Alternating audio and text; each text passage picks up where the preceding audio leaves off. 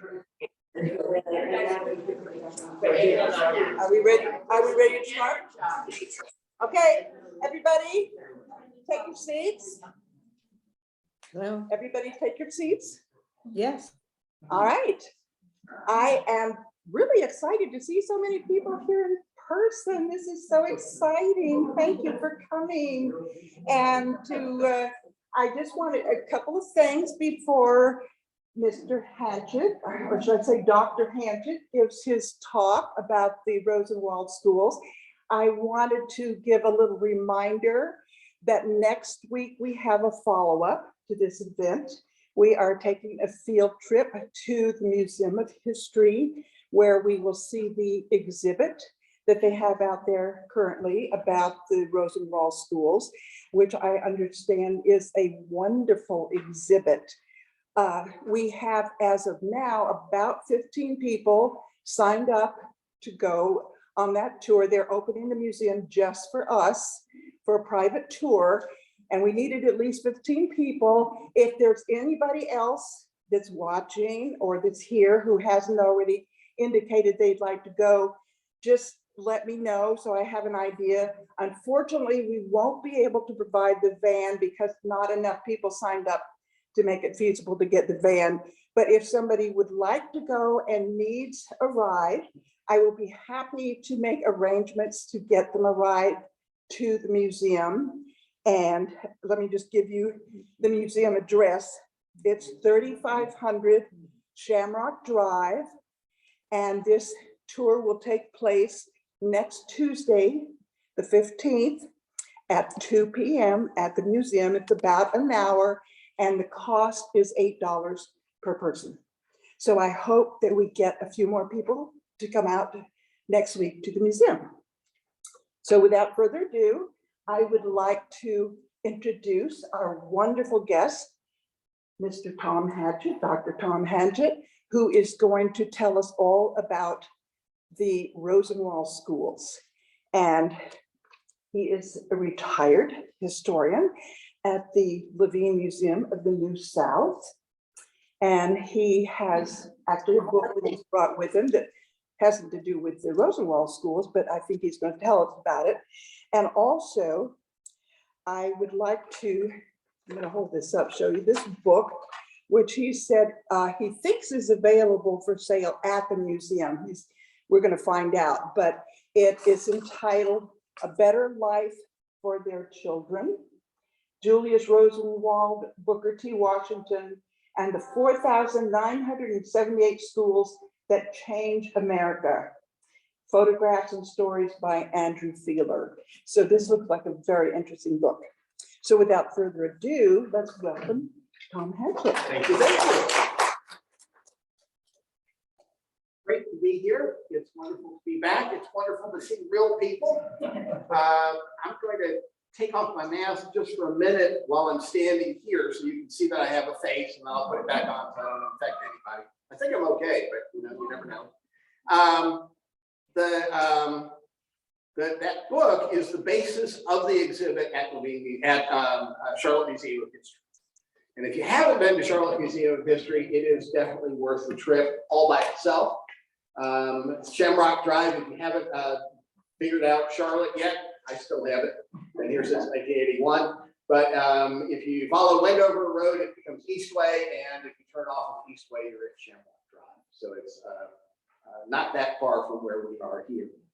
What I'm going to do is talk about the Rosenwald schools, but before I do that, let me tell you about some other cool things going on in the world of African American history, in particular, Southern history in general. There's a new book out called Edible North Carolina, just about to come out, and I passed some of these around. I'll pass some more around. If you didn't get one, put your hand up and it'll come to you. It's by Marcy Cullen Ferris. And folks found out Marcy Cullen Ferris. She's been here a couple of times.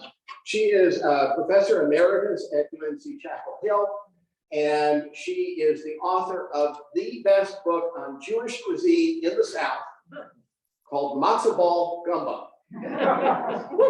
And this is her new one, and it is a collection of essays, including about Charlotte. One of the Charlotte ones is by Kathleen Purvis.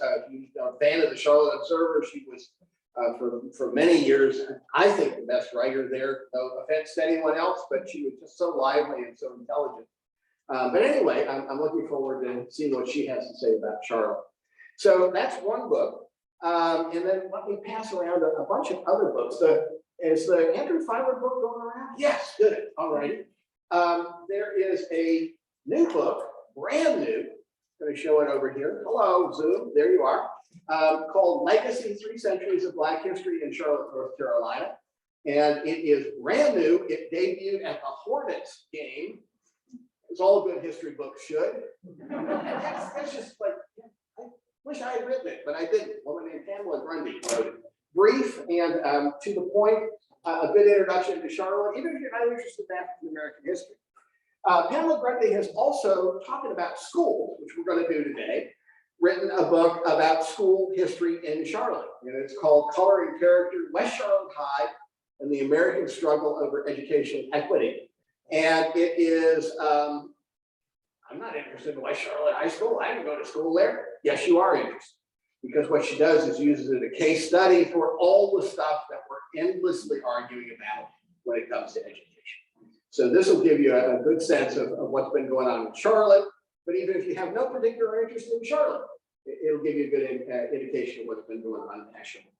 And then let me say a word about the best book that I've ever written, and the only book. It's my only book. I've written parts of books, but the whole thing is mine, and it's out in the second edition. It's called Sorting Out the New South City. It's about how Charlotte became a big city, and also about how Charlotte became a segregated city. So that will go around as well. So my helper, if you can turn this projector back on again, that would be great. Otherwise, you guys have to look at me, which is not as much of a joy as it might be. By the way, if you have questions, comments, I'm going to try and talk a little tiny bit of Jewish scripture, and boy, am I in deep trouble because I don't know anything about it. But I figure people here will help me out. And so ask questions, add comments, make corrections, all of that would be most welcome. I got interested in Rosenwald schools back in the 1980s. I worked for the Historic Landmarks Commission here. And my job was to study older neighborhoods in the center, what's now considered the center city, Dilworth and Biddleville up near Johnson C. Smith and Myers Park and Plaza Midwood, which is where I live. And I was working for the Historic Landmarks Commission, and I was the guy in the office who would get the phone calls. And I got a phone call from a minister out near Carowinds who said, our church has a Rosenwald school, and we need information. We're looking for help in giving it honor and also, encouraging the renovation of the Rosenwald school. And I said, the what school? Because I'd never heard of Rosenwald schools. Even though it turns out that I actually went to school in a building that had been built out of the Rosenwald school plans. I did not know that. And I ended up writing that up for that school. What's the name of it now?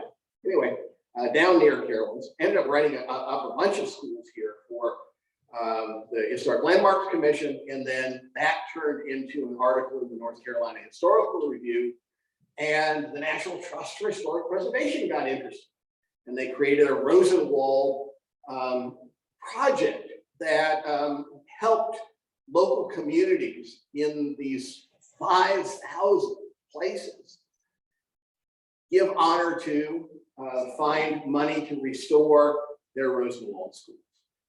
And the project is now has thousands of people involved in it, most of whom had no idea that I was involved early on.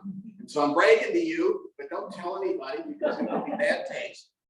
But what I want to do is tell you a little bit about this remarkable Black and white partnership. And that is what the Rosenwald schools were. They're called Rosenwald schools because of Julius Rosenwald. And I'm going to give him honor in just a moment, but they really should be called Booker T. Washington schools. Because Booker T. Washington, the great educator, the builder of Tuskegee Institute down in the middle of nowhere in Alabama.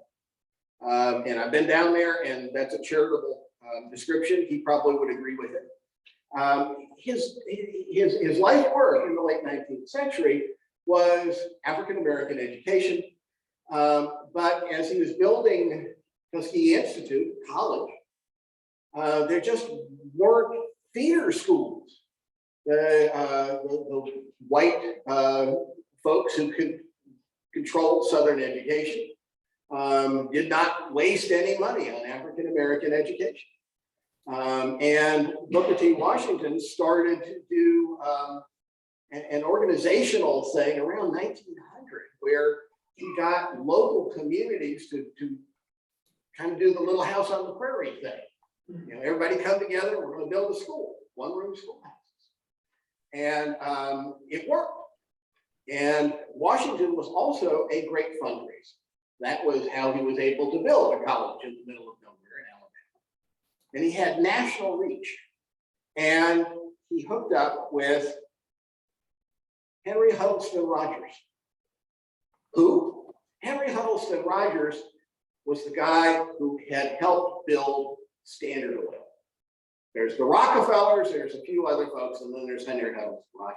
Henry Huddleston Rogers helped Washington build some more of these theater schools, and was ready to fund the whole thing, and then he died with no will.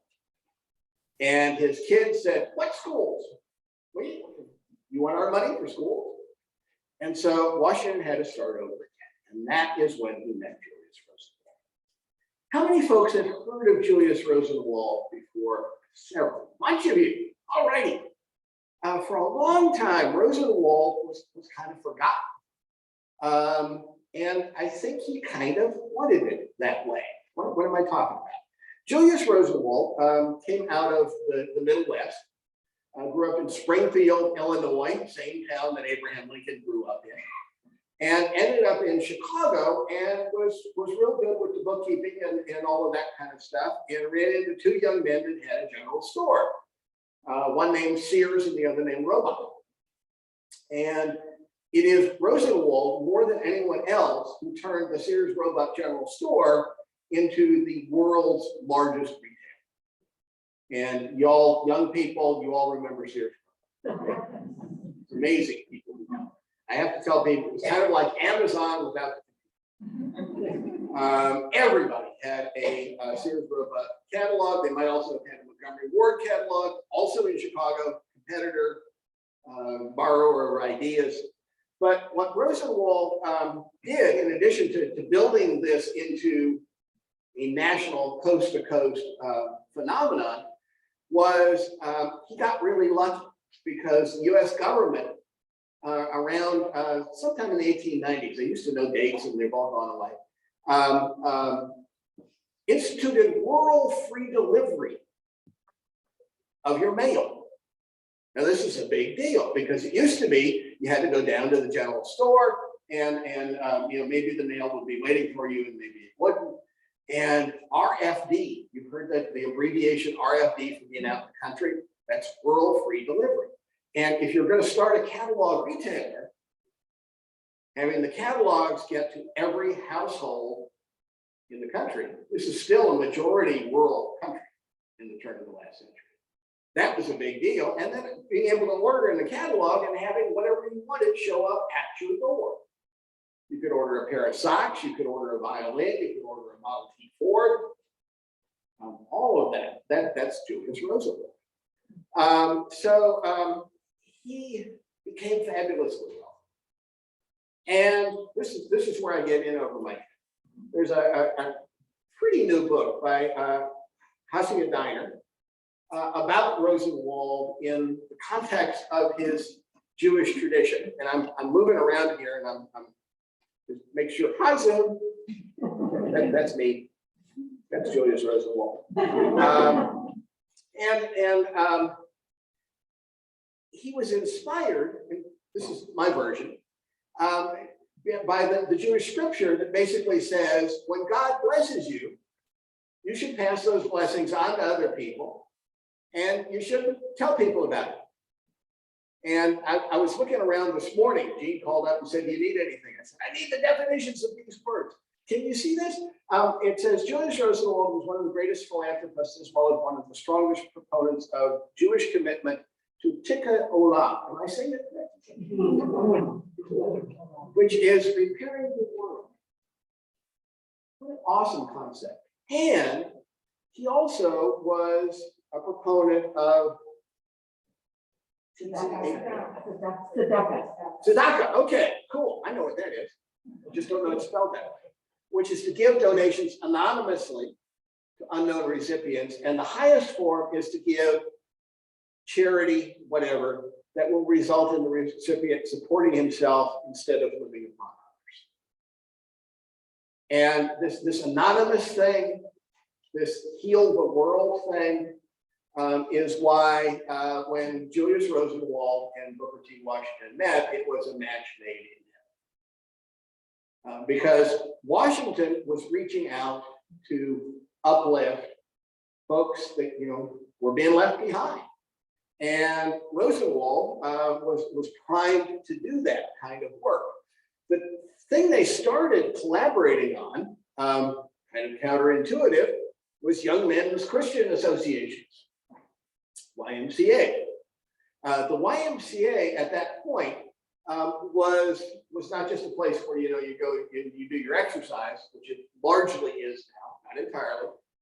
But at that point, it was kind of a stepping stone for folks who were leaving the countryside, which most of our grandparents were, and coming to the big city. And so YMCAs, sure, they had manly exercise, but they also had discussions. They had what would now be considered continuing education. They had rooms that you could rent by the week, and you didn't have to go live over a bar and be tempted by all of that. And they had been mostly done for white folk. And Booker T. Washington, Julius Rosenwald, up in Chicago says, we've got a huge number of people coming here of every background. Eastern Europeans and Italians and Slovaks and African Americans and Appalachian whites and all of this. And how about we build some African American YMCAs? And it worked. They built something like 25. Most of the big cities in the north have a black YMCA. Atlanta had a black YMCA. Still see it just off of Auburn Avenue if you go looking for it. And they realized that they were good partners, that they could do the world's work. And that is when Washington got Rosenwald to create a fund, the Rosenwald Fund, that helped Tuskegee work with these local communities to build schools. And I'm going to talk mostly about that, but I wanted to start out the school portion, not by looking at a school, but by looking at a map. They had some success. By the early 1930s, which is when the fund quit building schools, they had built 5,357 buildings in almost every rural part of the South. Now, most of these were schools. Some of them were vocational ed buildings. Some of them were teachers' homes. And so that's why the number that Andrew Filer talks about in his book, he's looking particularly at the school buildings, about 5,000. And I was trying to figure out, so, what does that mean in today's currency? And I was thinking about McDonald's restaurants. Y'all have heard of McDonald's restaurants? There were more Rosenwald schools in 1932 than there are McDonald's restaurants today in the same area. So why have we? Well, part of it is that Rosenwald, because of those concepts, did not want his name on the schools. And he was pretty consistent with that. One of the things that he did in Chicago was to fund a museum of Science and Industry. You heard of the Museum of Science and Industry in Chicago? That's what it's called. It's not called the Rosenwald Museum. And so that's the kind of guy he was. And so most of these schools are not known as Rosenwald schools unless that word has passed down as it did to the minister who called me. When I started doing this, you could not go to the library and get a book about Rosenwald schools. The most recent one had been published when the fund shut down. So this is, I ended up finding much of this through the Schomburg, the great Black history collection in Harlem. I would go there every few years to do New York things, and then I would spend an afternoon at the Schomburg, and that's where I began to find the things I'm going to show you. So if you look here, you see all of these are little dots, and North Carolina, I'm going to walk out of the frame and then back in the frame, is right here. There's the Charlotte area. A lot of dots here. North Carolina built more Rosenwald schools than any other state in the South. And 813 Rosenwald buildings from the early 19-teens into the early 1930s. Building the buildings was not a gift from Rosenwald. It was a partnership from Rosenwald. And today we kind of take for granted, no pun intended, granted, anyway, that partnerships are what make funding happen. Matching grants, that's a standard thing. Well, in the early 20th century, that was a new idea. There was a big industrialist who was actually a close friend of Julius Rosenwald named Andrew Carnegie, a US Steel guy who had been giving matching grants for public libraries. And that was relatively easy because you were giving the grant to a big entity, and then people locally had to match the money. With the Rosenwald schools, Rosenwald was really crafty. He said, yeah, I will give you plans. I'm going to show you the plans so that you have state-of-the-art schools, and I'm going to give some money. But locally, you need to raise the rest of the money. And in reality, African Americans, mostly poor sharecroppers with a nickel, a dime, maybe an acre of land with some trees on it, they gave more money to most of the schools than Roosevelt did. And then, this is where it got really crafty, the idea was it was a public school.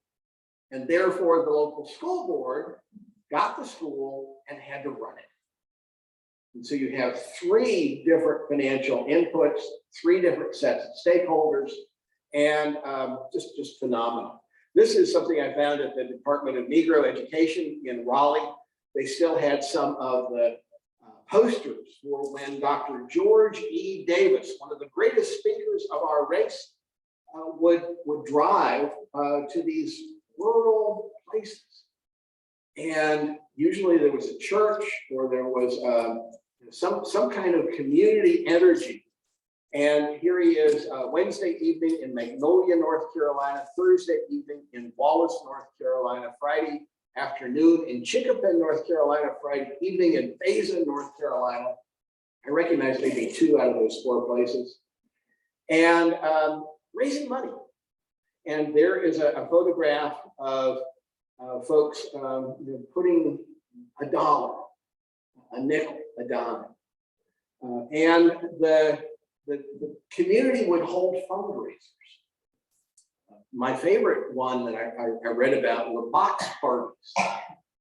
Box parties. Variation on something else called the cakewalk. Well, the box party was, it harnessed the power of romance to fundraise for schools.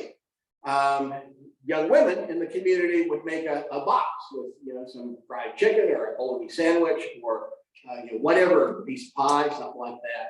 And the young men in the community would auction. And so you'd raise money. Sporting contests, baseball games, all sorts of things that in this crafty kind of way brought the community together behind this notion of building a school. George E. Davis, the greatest speaker of our race, was from Charlotte. He was originally from Wilmington. There's a bunch of important white Davises in Wilmington, and also an important bunch of important black Davises. He came here when what's now Johnson C. Smith University was just getting its start after the Civil War. Johnson C. Smith is now historically black liberal arts college on the west side of Charlotte, very impressive small campus. But it started out as Biddle Institute in 1867.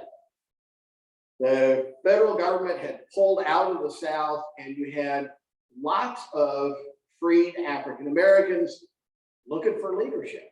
And the Presbyterian Church said, all right, we're going to organize this. And they found a philanthropist in Philadelphia named Biddle. Not any of the famous Biddles. There's a bunch of famous Biddles up there. This was an ordinary, it was a widow whose husband had fought in the Union Army, and said, you know, we gave that much. All right, we're going to give a little bit of money to train preachers and teachers, train leaders. And George E. Davis was one of the folks who came through Biddle Institute and eventually became Dr. George E. Davis, ended up with a PhD, and came back to become the first black professor at what's now Johnson C. Smith. There is his house right across the street. His wife, more of a household name here than Dr. Davis. Dr. Davis, there's a science building at JCSU named after him. But you might have heard of Marie G. Davis, Marie G. Davis Elementary School. She was a beloved high school. High school is the wrong word, sort of grades 1 through 11. One of the schools here called Fairview School. And so what he would do after he retired from Johnson C. Smith was to go fundraise, go raise the excitement, interest of folks in these communities. And he did that as an employee of the North Carolina state government, which sounds unremarkable. But he was the highest ranking African American in state government. This is another crafty Rosenwald thing. At that point, African Americans were not in government at any level except perhaps, you know, janitor or something like that. Teachers, yeah, okay. School principals, yes. But above that, nothing. And so Rosenwald said, if you want my money, Southern white folks, you need to have a Department of Negro Instruction in your state capital, which is where I found material. You need to hire a white leader for that, because somebody has to deal with the legislature and with all of the, you know, the blowback that you get from this kind of work. But you also need to hire an African American leader. And so George E. Davis was that person. In 813 black schools, there's the guy, as much as any one person did it, who did it. So what's the deal with the schools? This is from a set of photographs that were taken. Most of this was just done. It wasn't well documented. And so finding photographs has been a challenge. Recently, folks discovered a card file in the collection of Fisk University in Nashville, which is where the fund eventually had its main offices. And so some of this material is there. This, I can't remember whether I found this in Raleigh or I found it at Fisk, but that is Anson County. Anson County is Wadesboro. If you're going to the beach, you go through Anson County. It's where North Carolina starts, no offense, looking real poor. And it's been looking real poor for a long time. And so that school looks real poor. Well, that's the way black schools were. Because we were not, the South, as Southern leaders were not into spending money on new schools for black people. And so a school was any old building that was not needed a few weeks into the year. Not a few months of the year, but a few weeks of the year. Because African Americans were supposed to be working in the fields. And when all that was done, well, okay, we'll have a few weeks of instruction. Well, see the two little girls there? Watch those two little girls. This is before This is the old school. There's the new Rosenwald School. And can you see the two little girls? Yeah. Isn't that something? This is, when I first saw these out in the world, I was not really impressed because they look like kind of moderate sized houses until I saw the photographs. And they're not small. Whatever you think of as a classroom, this has two classrooms and it has a sort of smaller classroom that was intended as what they called an industrial room. I'll talk about that for a little bit. But this is a two-room school, two-teacher school, as they call it. And like I said, I'll get back to the industrial thing in a minute. So a tremendous improvement. And the tremendous improvement included things like the windows. No electricity in the countryside. Not until Franklin Roosevelt's New Deal and the Rural Electrification Administration would there be electricity in most rural places. And so if you want light in your school, look up at the upper left, there ain't going to be much light in that school. Down below, much better. So eventually, Rosenwald and Washington collaborated on a series of plan books. The initial plan books came out of Tuskegee Institute. A Black architect named Robert Taylor worked with students to draw up plans based on what the state of the art was at that point. Eventually, the Rosenwald program got so big that Tuskegee, which was dealing with education, could no longer manage it. And so it spun off and became its own standalone foundation at Peabody College in Nashville. But this is from, I think, 1924. And this is the Rosenwald School Plans Bulletin number 3. And you can see that the school was not just a school. It was a machine for learning, you might say, for folks in the rural world. And so there is the school, but it's sitting on 2 acres of land. There are trees planted as windbreaks. This was state-of-the-art kind of thing. This is before the Dust Bowl begins to wipe out farms. They're already thinking ahead. You can see in the back, perhaps 2 little white buildings. Those are privies, outhouses. Talk more about that. But also space for a garden, a little bit of scientific agriculture, space for organized play. And these school plans are remarkable. If this gets to be interesting, you see down at the lower right, historysouth.org. My wife helped me put up this whole book on the web so that folks can see what there was. And each school, this is a 2-teacher school, had 2 variations. Why 2 variations? Well, it was one of them, I don't know if you can see, it says to face east or west only, the others to face north or south. And the idea was to line up those windows so you wouldn't have the glare of the morning sun. The windows are supposed to face north. And so the school has to kind of shift around depending on which way it's coming. You can see 2 big classrooms there. You can also see the industrial room. And let's see, what else do I have? Yeah, I have some better slides here. Yes, okay. I'll go inside the school and talk more about it. But the notion of lining those up with the sun and having these different plans was very important.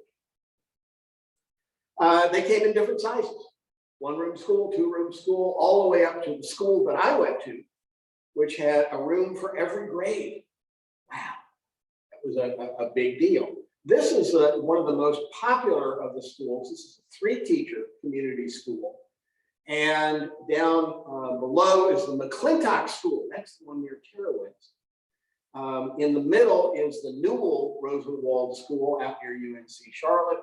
At the top is the Billingsville School. There's still a Billingsville School in CMS, just near the Mint. And if you go around the back, there's this brick 3-teacher school. And inside, there's a picture of the students. You can see the state-of-the-art heating system there. You see the pot-bellied stove. Yeah. That really was state-of-the-art. Those patent stoves, that's what you had. You didn't turn on the thermostat. You'll see that the exterior design varies. The Rosenwald folks did not much care how you dressed the exterior of the building, as long as you had the interior set up the way that they wanted. And here are some of the big ones. The one on the right is the one that got used as a white high school in Virginia. I went there when it had become an elementary school. You can see there's an auditorium gymnasium in the middle, and then a room for each class, and a library room as well. So here's a bigger version of the plan. And let me come around here, if I may. Kind of point at things for a minute. Subtle but smart. There's the front, and there's a little vestibule. And this is a kind of a new deal. And there are cloakrooms, 2 cloakrooms. Anybody remember cloakrooms? What do you remember about cloakrooms? You hang your coat. That's where you hang your coat. Lunchbox. And say it louder. Lunchbox. One more time. Lunchbox. Lunchboxes. Lunchboxes, yes. I'm deaf and you're wearing masks. Thank you. I'll move back where I'm supposed to. Just No, it's all right. It's all right. It's hard to see the slides. Sorry, everyone. Cool. Well, you guys must have behaved better in school than I did. Do you remember being disciplined by me by having to go and hang out in the cloakroom? You are good people. I aspire to be like you. Now this is a very important step forward. This is the progressive era. This is the era when having a plan and rules and steps and all of those bureaucracy kind of things are important. And so having a place where you put your coat while you were being a student, that was a thing that they wanted to model. Here, I'm not sure whether you can see this on the Zoom, so I'll just try and tell you what you're looking at. Look at the main classroom. And there is the big bank of windows on the left of the students. There are smaller windows here, so you get cross ventilation, no air conditioning. Big bank of windows on the left. Why would you have a big bank of windows on the left? Most people are right-handed. You want the left. Isn't that smart? Isn't that cool? Isn't that cool? And in the back, it says industrial room, and there's a movable partition in between that and the main school. The industrial room came out of Booker T. Washington's conviction, which his funders liked especially, was that African Americans needed to learn how to work with their hands. And he called it industrial education. And there's a debate over whether this was kind of dumbing things down. I don't think so. Because at this point in American history, African Americans still had traditions coming out of slavery of being the craftspeople for the South. If you wanted bricks made, African Americans made them. If you wanted the Kentucky Derby, my friend Steve Crump has done a whole documentary on this. Kentucky Derby is all black folks, except for the white people that own the horses. I mean, all of the technical stuff, midwifing, black folk, cooking, Southern cooking, all of those things. And so the notion of continuing that education, that hands-on education, seemed like a smart thing. And also, it was one of those things that the white school boards liked to hear. We're not going to educate African Americans to be too fancy. We'll make sure that they're good workers. And as I've talked to people who went to Rosenwald schools, no one remembers any hands-on vocational education. they remember it being used as an extra space when the teacher needed to do something. With most of these, there is, I'm gonna come back here. Can I come back here? Is that gonna be okay? Or would you rather have me where I was? No, it's okay, I can do it. Yeah, if I'm here, then I can advance. So go back one, and there you go. So you can see the little industrial room at the lower left there, perhaps, and then the bigger classrooms. It became a lunchroom. People in the community would bring food to cook and prepare, and then the students would be able to move into that space during lunch. The main point, though, was to create a community meeting space. Here in this plan, there are two big classrooms with a movable partition in between. What that does is create a community meeting space. And at this point, there were no other community meeting spaces available to African Americans except churches, which is fine as long as you and the Baptists are in agreement. And there are schisms between churches. I don't know if you've noticed that. And here, it was a coming together place. A lot of thought going into this. This is how to paint your school inside. They don't care about the outside. You should do it nice, but the interior of the building should be painted for the four following reasons. It will materially increase the amount of light in the classroom. Yeah. Two, it will add to the beauty of the interior, restful to the eyes, it will better the sanitary conditions. You ever tried to clean raw wood? No fun. Will increase the durability of the building. And so the color scheme number one down here are cream ceiling, buff walls, walnut wainscoting. And so having a light color reflects light from the sun coming in those big windows. Having dark down below keeps it from bouncing up into your eyes when you're bending your paper. So just tremendous thought here. So let me stop there and see if there are questions, comments, things to add. And then I kind of want to tell you some of the cool things that are going on locally, particularly the exhibition. Questions, comments, members? Yeah. So many questions. How many of the 5,000 are still standing, and are any of, can you go into any of them? Yes, that's a great question. There's no way to know for sure. That's the first thing, because the effort was to get them built. And when I was looking, Mecklenburg County, I found a list of all the schools in North Carolina as of 1932, which is pretty much all. Mecklenburg County had 25. So I went out looking for them. None of them had street addresses because the real world did not have street addresses at that time. They often did not have road names. Sometimes, if you were lucky, they would have the name of an adjacent church. You go look for the church building, and there's the school.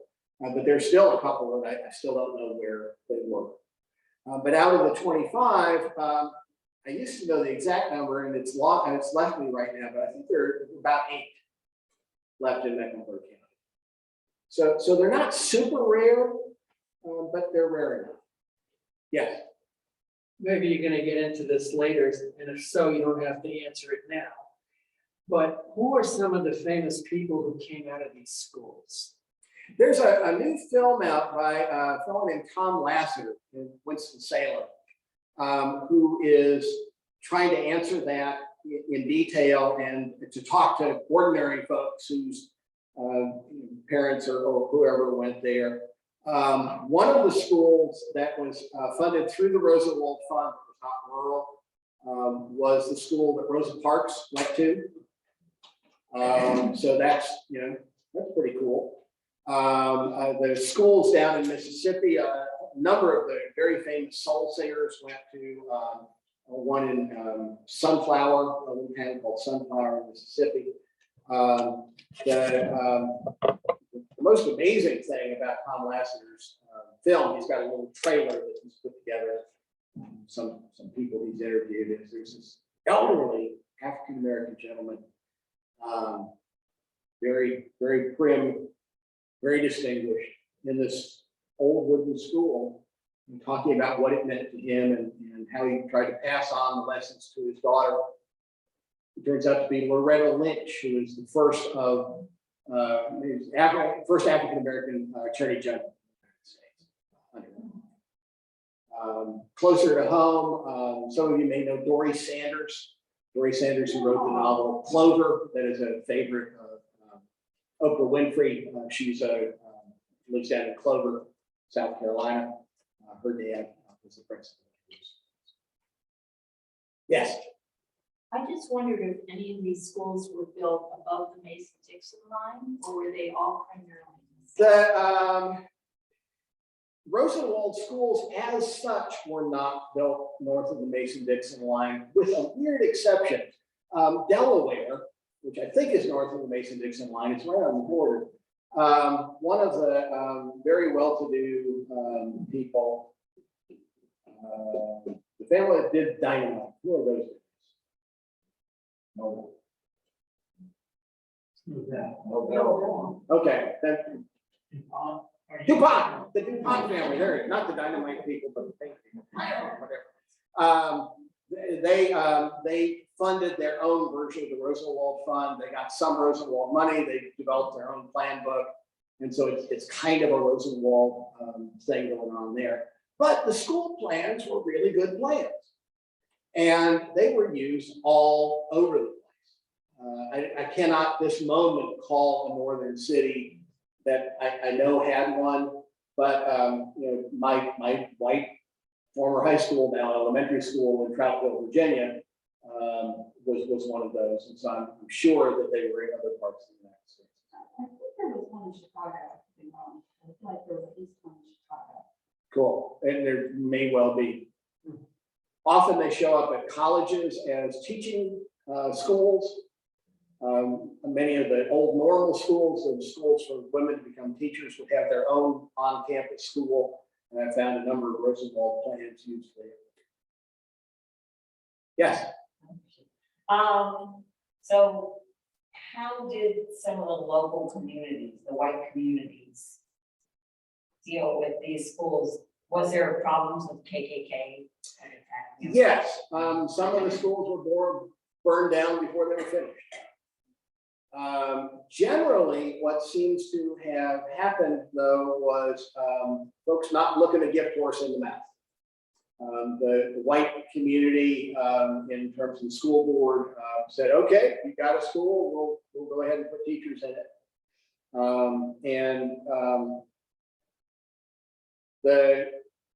To me, the stamp of approval again is the school that I went to. I went to school in a black school. People didn't think of it that way, but here was something that the black people had that white people admired so much that they built their own edition. And I think there's a big lesson there for how one group looked at the other and who were the havers of good things. Kind of turn that on its head. Yes. Do you know if Maya Angelou came out of one of these schools? I should know that, but I don't. I do know, thank you, Nina Simone, the great singer and civil rights movement in the 1960s, who grew up in Tryon, North Carolina, as Eunice Lehman. Folks recently, Tom Lasseter did this. They recently, independent of him, found the home that she grew up in and have put it on the National Register and painted it in, and it's going to be preserved. But Tom Lasseter said, "I wonder what school she went to," and they were able to document that she went to Tryon. Yeah. Maya Angelou did come out of the schools, also Marian Anderson, and we went to a lecture a week or so ago, and there was Cool. poets and writers, and people in the arts, and I just don't remember all the names. I don't really Armstrong. Well, Rosenwald, all what you're saying is probably literally true, but it's even better than that. The reason the school fund shut down is kind of bittersweet. the administrator looking at, he got a new administrator in the early 1930s who was Yale trained and really into metrics and all that stuff. And he looked at this and he said, you know, the white South ain't giving up. We're getting folks educated, but actually, you know, we're raising the bar, they're raising the white bar further. We got to change the system. Funding schools by itself is not going to solve the racism we got in the South. And what would solve it? And so what they did was to begin offering scholarships and fellowships to African-American artists and intellectuals. And the inspirational writings of James Baldwin come out of Rosenwald Fund money. I can't call all of those names, but I recall that Harry Belafonte, who did a lot of the behind the scenes organizing for the civil rights movement in the 60s, had a Rosenwald Fellowship. I believe that Lamar Bearden, our own artist, had a Rosenwald Fellowship. Pretty much the intellectual foundation of let's make this a country of equality, Rosenwald Fund helped with that. And so the things that you're saying, I'm sure are true about actually going to the schools, but there was a Zoom person, you were showing something on your. Oh, just to put it on me as someone's house. Cool. Very good. All right, we got just a few minutes. Let me show you a few more things here. The reason that Charlotte Museum of History has gotten so interested in this topic, the Rosenwald topic, is somebody brought to their attention that out in a woods near an apartment complex near UNCC, there's this little school. And little school is not one of the Rosenwald schools. But can you see that they use the Rosenwald plans? This is the Silo School. And I know folks that came out of that community. Cedric Mangum, who's a great musician here in Charlotte, his family helped fund that school way back in the day. And it is in terrible shape, needs either to be bulldozed like right now or to be fixed up. Charlotte Museum of History is raising money to not just fix it up, but to pick it up and move it over to the Charlotte Museum of History so that it can become a teaching space. And what a place to teach African-American history, what a place to teach rural history. Our kids are losing the notion of, you know, how you get corn on your table. You don't just open the can. You don't just go down to the restaurant. And so this is what Charlotte Museum of History is focused on. And there's already a working model down in York County, the old Carroll School. Is now and has been for about 15 years a regular part of the education of every kid in York County. They put them on a bus, take them out there for one day. It's in the middle of cotton fields, and they see what the world was like. And so that is why the current exhibit, Andrew Filer's photographs, Filer got in his car and put a lot of miles on it. And you've seen the beautiful photographs as they come around. I'm really looking forward to getting out there and seeing them big, because even in the book, you feel like you're just pulled into, not pulled into the past, because he says he started that. He was looking for schools that were pristine as they were. And what he found was schools that were still centers of the community. Where folks, you know, had gone up north, they came back, retired. How can we fix up that old school building so it's a space for kids to learn, a space for seniors to come and exercise? And so it is a story about the continuing love that Booker T. Washington and Julius Rosenwald started so long ago. So let me stop there. Any other questions, comments? Yes. When did they stop using? Say again? When did they stop using? When did they stop using? There's no hard and fast answer to that. Part of the answer is that when desegregation finally happened in the 60s, that is when the last of these schools generally were in use. But what happened before that was something called school consolidation. which it has so many syllables, I'm asleep already. How could that be interesting? Well, what happened in the white South, white America, early on was we transitioned from the Little House on the Prairie one-room schools to these consolidated schools where they had a whole bunch of one-room schools and they put everybody on a bus and they, came there. That happened in white America in the 1920s. It happened in Black America in the 50s. And so most of these schools went out of business in the 50s and reverted to being community centers, church fellowship halls, the kind of work that they had been doing after school all along is why we still have maybe a quarter of this. Thank you all. Appreciate it. Thank you, and I just want to say, to let everybody know that Dr. Hanchett has been very gracious in asking that we donate his fee to the museum on behalf of their work about the Rosenwald School. And again, your website is the www.historysouth.org if anybody wants to go to the website and do some further research on that subject. And thank you so much for coming. It's been, I hope that more people will come out with us next week, next Tuesday, 2 o'clock in the afternoon, Museum of History on Shamrock Drive. So let's all come out and see this wonderful exhibit. Thank you for coming.